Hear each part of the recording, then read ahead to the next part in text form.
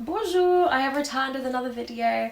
I am so grateful for those of you that have messaged me on private DMs on whichever platform you chose. I've got Arthur in the background, and just asked me to keep the momentum going. So I'm very grateful for that, and you ask, you shall receive. I want to speak about what I wanted to know before entering my 20s and just adulthood in general. So if the sun keeps switching, there's like a big cloud over the sun right now, that is why. The lighting is just going to jump throughout this video, but that's okay. 20s and adulthood in general is a time for mistakes, character development, life lessons, and figuring out who you are.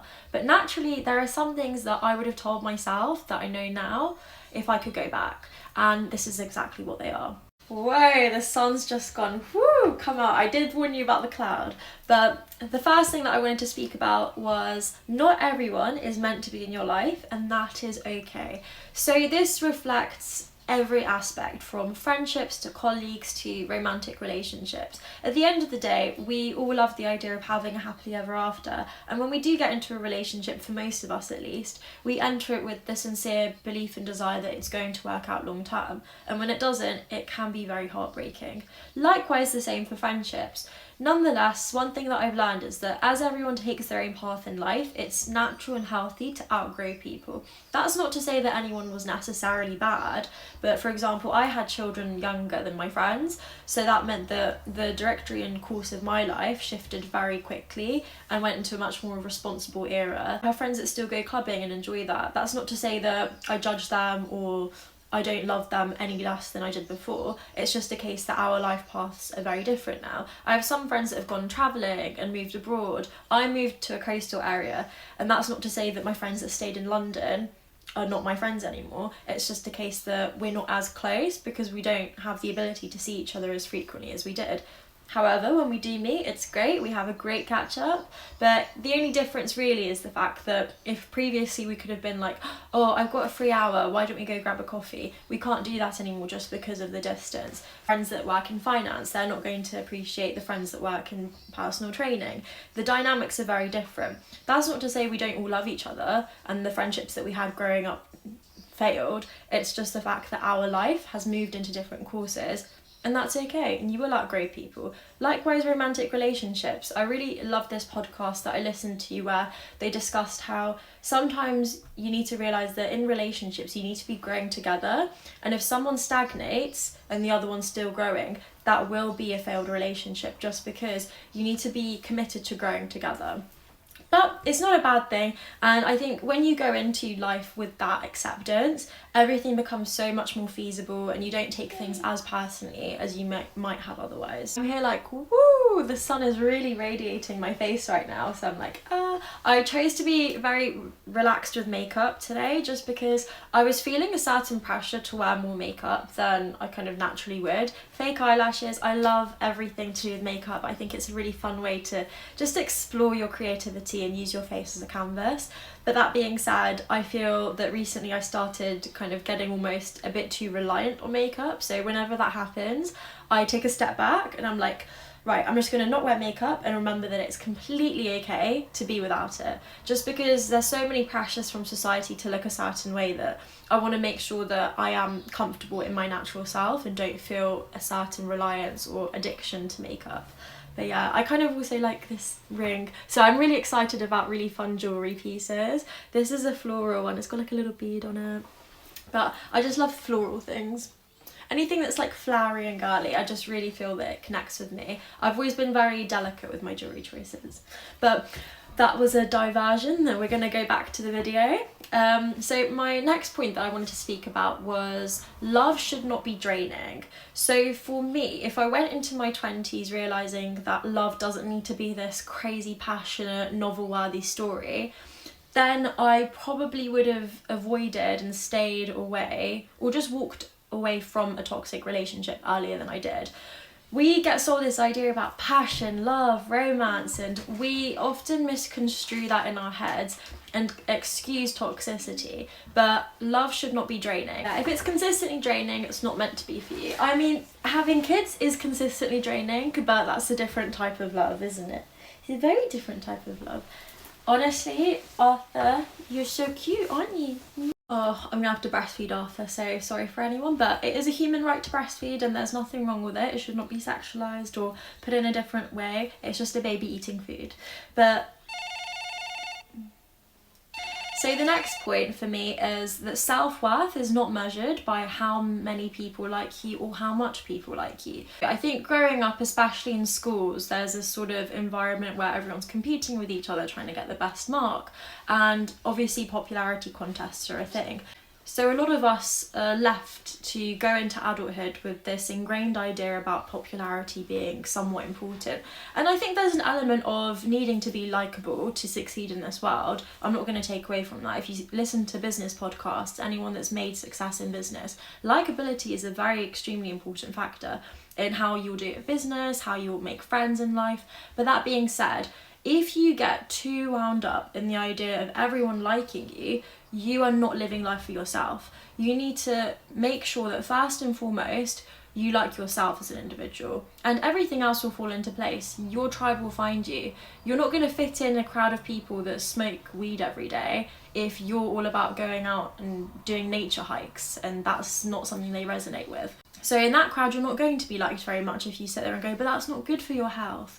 Whereas in a group of people that do enjoy nature hikes, you'll be admired for your passion to go out hiking every day. That was a very baseline example, but the idea is there. Metaphors can be very effective tools in helping translate ideas. So it's just the idea that you don't need to have everyone like and adore you. It's just about finding the tribe that works for you. I'm not saying enter this stage of I don't like everyone and everyone doesn't like me, because at that point you need to have a level of self-reflection. Are you a good individual? Are you a good member of the society and community that you live in? If you tick all those boxes and you're always looking to get better and develop into a better you, that's all that matters. There should be no competition with anyone else but yourself. And, you know, you're not going to be liked by everyone. Especially, I find the more attractive and more successful people are, the more they're disliked by people who are unsuccessful or hold resentment and jealousy about things that they are projecting from their internal insecurities onto people who have achieved what they may be wanting to achieve. For example, pretty girls, it's a very easy example. Pretty girls who are smart and on top of that are really lovely and kind people receive a lot of jealousy and a lot of hate from people who may not be as attractive, as kind, or as intelligent. And it just does frustrate people and it threatens people's self-perception when someone does come in who ticks all those boxes.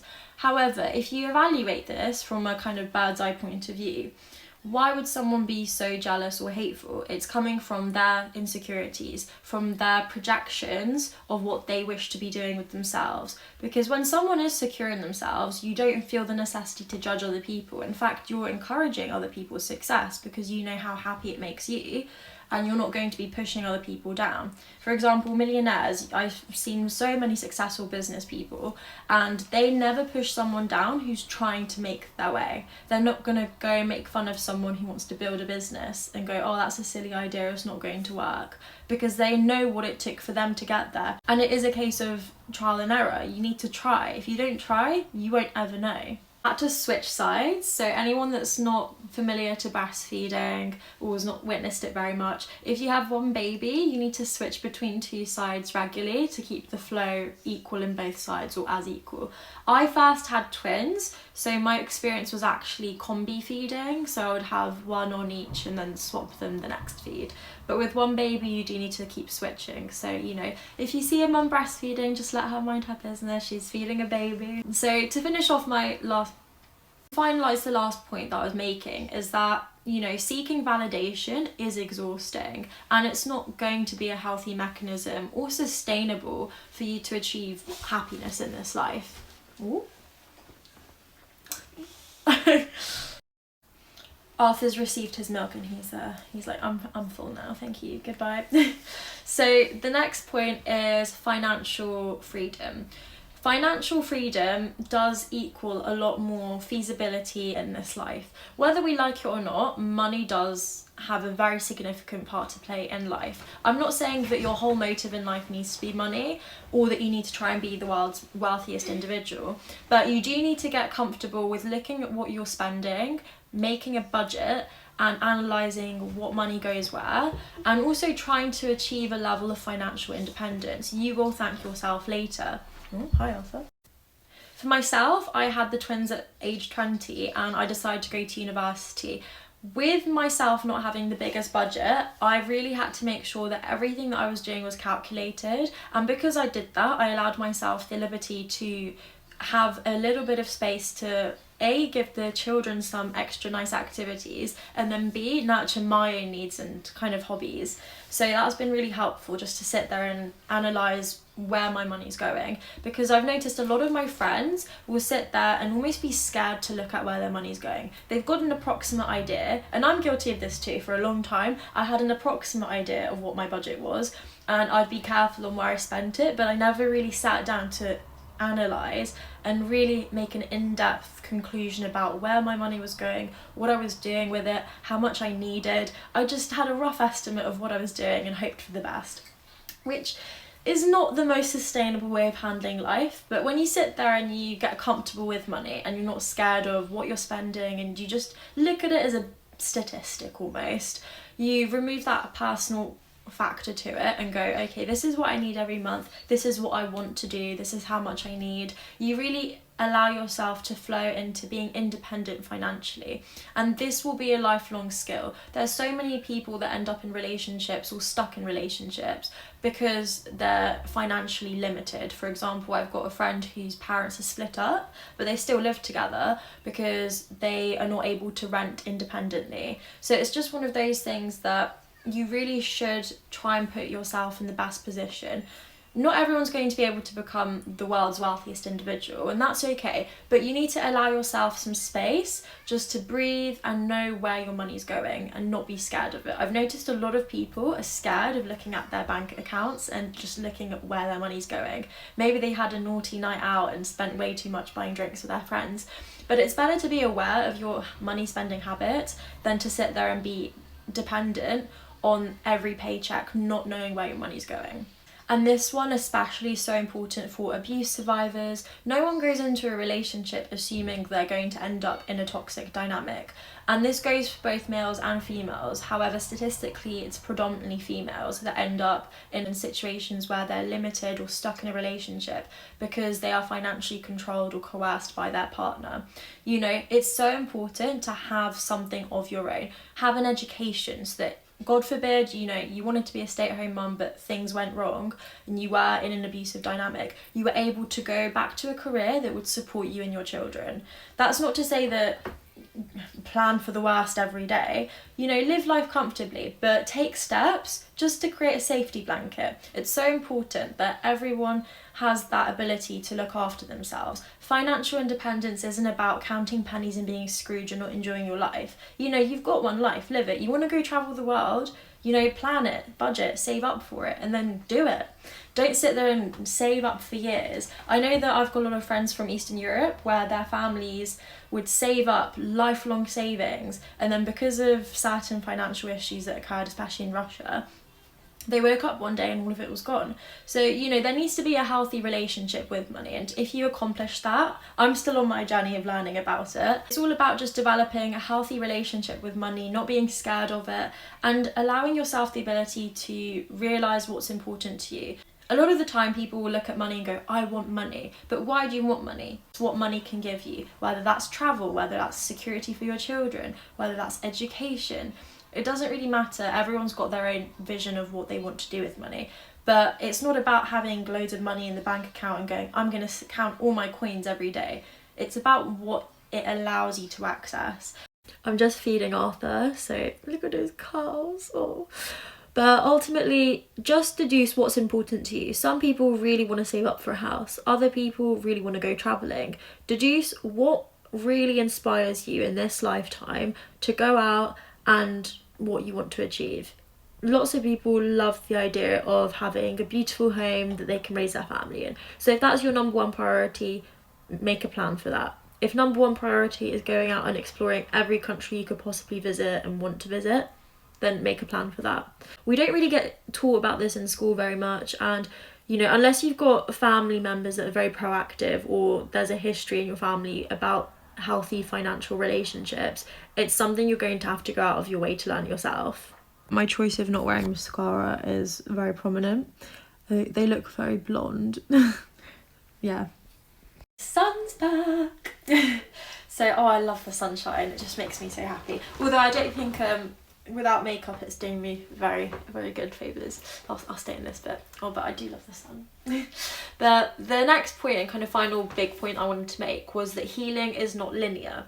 We all have trauma and we all have something in our life that impacts us. The faster you learn that healing is not linear, the easier life will feel. At the end of the day, everyone is holding some form of pain or trauma inside their hearts. Unfortunately, we live in a world where heartbreak exists, where generational trauma continues down lines until someone chooses to face it. And because of that, I realised that it doesn't matter who you are, where you are, you could be the poorest of the poor, the wealthiest of the wealth, and you will still find yourself having trauma, having pain. Unfortunately, when it comes to abuse and trauma, it does not discriminate. It will find you wherever you may be in this world. And because of that, it's so important to realise that you could make so much money, you could build yourself up from nothing, but at the end of the day, it's acceptance that healing is not linear, and that's okay. Some days will feel good, other days will feel bad, and it's about accepting that, you know, life is a spectrum, it's a rainbow. You will have one day which feels like blue, another day that feels like red, and a lot of the time we don't just experience one colour or feeling in the day. It will be a whole spectrum, an amalgamation of things. And when you accept that it's just the beauty of life, that it's okay to feel all these different feelings, and when you're 80 years old, 100 years old, looking back at life, you'll be glad that you were able to experience life for all of its entirety. You were able to feel heartbreak. You were able to love someone and realise that, you know, sometimes you have to let that love go, and that's okay. All of it is okay. Healing is one of those journeys that you need to accept won't be a straight line upwards. It's more of like a journey like that. As long as you don't try and hide from your pain, hide and distract yourself in substances, relationships, you will find it a lot easier. I've noticed people deal with heartbreak and deal with healing in itself a lot better when they're not scared of it. I had PTSD after I gave birth to the twins because it was a very traumatic birth experience. And initially I wanted to ignore it. I wanted to pretend that what I went through didn't happen, and I really struggled with it, and the more I ignored it, the harder it was to heal. So when I did finally kind of look at the issue directly and go, okay, you exist, what are we going to do with you? It became so much more feasible to heal from the issue and let go of any remnants of that traumatic experience that was left over. Naturally, everyone faces heartbreak, everyone faces something in this life that inconveniences them. It's just a part of life, but it's acceptance that, you know, it's not always going to feel amazing 24/7, but it's about finding that sweet medium in the middle that allows you to experience life in a healthy way, where you are safe, secure, and you're not letting your mental health drop, to the point that you are able to then allow yourself to just be at peace, at happiness. And you know, a lot of the time I think people expect to feel this great happiness 24/7, and the true happiness is in peace, in the fact that you don't have to deal with any roller coasters, and it's just a happy, boring, stagnant, everyday life that might seem mundane to others, but it's the fact that you're able to breathe with peace, and that is such a blessing. If we think about how many things are happening in the world that are so scary and so upsetting and disappointing, just the fact that you wake up safe is a blessing. I was in hospital thinking I was not going to walk out alive.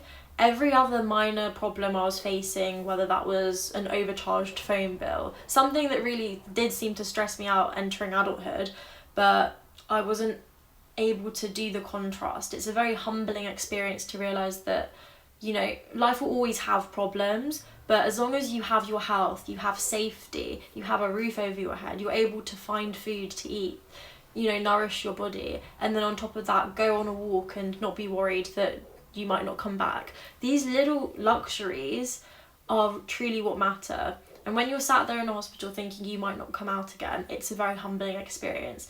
We are sold so much in today's day and age about the luxury lifestyle, yachts, private planes. And the truth of the matter is a lot of people rent these things, or it's business related, and there's just so many different secret loopholes and things that people don't share on Instagram and social media that really help this illusion. But if you remove this consumerist lens away from life, just the fact that you're able to exist peacefully is a gift. And that's not taking away that life will have problems. There's always going to be something you have to overcome. You know, we all have bills, we all need to eat. There's always something. Everyone's going through relationships, unfortunately some in toxic relationships, but you're able to exist, you're able to breathe. And the fact that you're able to just wake up another day is a gift. But, you know, that's also another thing. Life won't ever probably be problem free. It's just a case of the level of problem. Conclusively, there are so many different life lessons and paths that are unique to our lifetimes. But one thing that I do believe is transferable to most people is there is no obligation to yesterday. And by that, there is multiple meanings. But what I mean is, if you've outgrown someone, or a friendship group, or a relationship, you don't have an obligation to stay there. I'm going to put a disclaimer in: if you're in a committed family relationship, you have children, and you've suddenly decided that, no, I want to go travel the world and forget about my family. Like, everything within reason, please. Let's not get as silly and selfish. I had a friend who actually went through this. He wanted to go into construction, but his family all did plumbing. So his dad, his granddad, I think his uncles, they all did plumbing, and they had a little business going on, and he really wanted to go into construction. He ended up making that move, and now he's very happy in what he does, whereas he knows that he wouldn't have been happy if he went into what was almost planned out for him. And it just shows you that there is no obligation to your past. Likewise, toxic dynamics. Maybe you have childhood trauma, maybe there's generational trauma that's being, like, you know, seeped down. You don't have to carry that on. You can turn around and stop and go, this is not for me. Likewise, yourself. A lot of people think there's an obligation to themselves. You have no obligation to be who you were yesterday. If today you've decided you want to go to Spain and you want to live a new life in Spain, or like Emily in Paris and live your Emily in Paris era, there is no obligation to yesterday. You are able to be a new individual every day. You know, learn from your past mistakes. If you've done bad things, take them on board, be remorseful, try and be a better individual. If you want to learn a new language today, or you want to start something new, maybe you weren't as sporty before and now you want to, no one's stopping you, only you. There's lots of things that I would have told myself from a younger age, but that being said, I probably wouldn't be who I am today. And the journey that I've gone through is what has allowed me to develop my character, have the life experience that gives me the wisdom that I have so far. That's not to say that there's not more to learn. Like, I was holding it. That's not to say that there's not more to learn. I'm a mum, so, you know, there's also new versions of myself that I'm unlocking in motherhood. And I think the more you go through life, the more you'll realise that different situations, even just learning a new sport, you'll learn new sides of yourself, which is why I'm such an advocate for trying to put yourself out there in new healthy ways. Something really small, maybe starting knitting or going out to a club that you wouldn't otherwise have gone to. There's plenty of things out in our world, communities, art classes, cooking classes, something that you could try that would elevate your knowledge about yourself. Everything is this path of discovery. And yeah, so that's just a few things that I would have definitely spoken to myself about before entering my 20s. But there's so much more, you know, different aspects. But as a quick overview, when I say quick, like 20 minutes, but an overview of general bullet points and a little bit of descriptions about why those are so important. Natural look today, because I did really feel like I was seeping into this reliance on makeup and didn't feel pretty without it. So, you know, I just realised that my personality, I've got so much more depth than how I look, that if someone tries to say I don't look nice, then it's one of those things that I'm not going to get too offended, because I know that there's so many qualities about me that you can't take away if you switch the lights off. But that being said, yeah, I've tried to be very relaxed today. You can see I've not brushed my hair. And yeah, the makeup, yeah, kept it very minimal. I used tinted moisturiser, so there's a little bit of that on there. And yeah, brush my eyebrows a little bit some days so it keeps the shape in check. But what I did not brush was my hair, as you can tell. But I try to keep it very authentic and very relaxed, just because I think we need more of that in this world. There's too much perfection, if that makes sense. I love everyone being perfect, but also, you know, we need more candid aspects of people to be out there. You know, even the most gorgeous models, I've been around male and female models, everyone has their good moments and their not so glamorous moments, and that's okay. And I think it's even better if we convey the whole spectrum of how people look. Some days some people look very glamorous, other days they look very relaxed, and I think if we normalise that, it makes everything so much better. But anyways, that's where I'm going to leave it for today. But thank you so much for those who watch the content, communicate with me, and it's going to be lovely to keep staying in touch. And don't forget to like and subscribe if you're new and you've stayed the whole way through. Yeah. See you on my other social media platforms as well.